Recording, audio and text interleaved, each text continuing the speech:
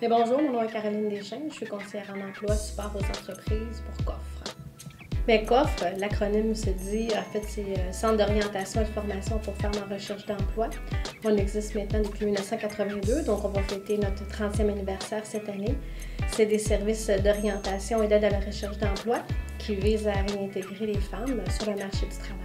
Bonjour, Delphine Chamard, je suis agent de liaison au volet immigration. Je travaille au droit à l'emploi au service de l'ANCRE. Le droit à l'emploi a plusieurs services en son sein, donc Déclic 45 qui s'adresse à un plus large public et également par exemple l'ANCRE où nous sommes dédiés pour les immigrants. Bien, je pense que c'est de se rappeler aussi que tout le monde a une place sur le marché du travail. Nous aussi, c'est ça qu'on a envie de préconiser, qu'on soit un homme, un immigrant, une personne qui a un intérêt pour les professions non traditionnelles, une personne de 55 ans et plus, il y a une place pour chaque personne.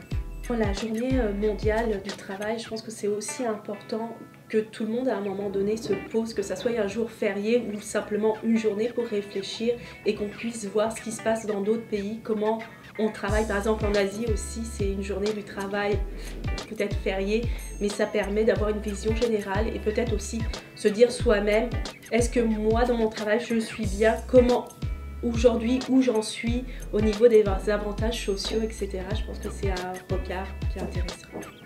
Je pense que c'est quelque chose qu'on voit dans les démarches ici. Ça dépend des valeurs de chacun. Certaines personnes vont valoriser l'argent et le pouvoir et c'est correct aussi. Pour un autre individu, ça va être d'être bien dans un travail, de se sentir respecté, de se réaliser.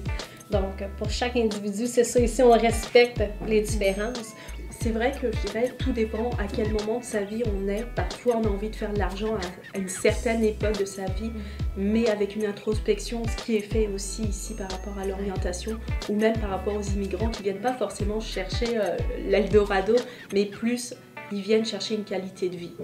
Se souvenir aussi qu'il faut répondre à des affichages de poste en fonction de nos intérêts, nos valeurs. Donc, la lettre de présentation qui est essentielle, la lettre de motivation, doit être en lien avec l'affichage de poste. Bien connaître aussi l'entreprise à qui on s'adresse afin de faire ressortir vraiment ce qu'on veut.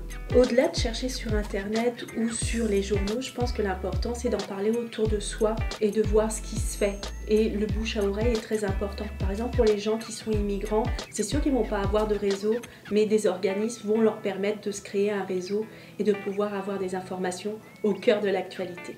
Réseau de contact de différents services d'aide à l'emploi, on pense au COFRE, au droit à l'emploi, on peut penser aussi au Carrefour Jeunesse, on peut penser au club de recherche d'emploi, penser à Emploi Québec.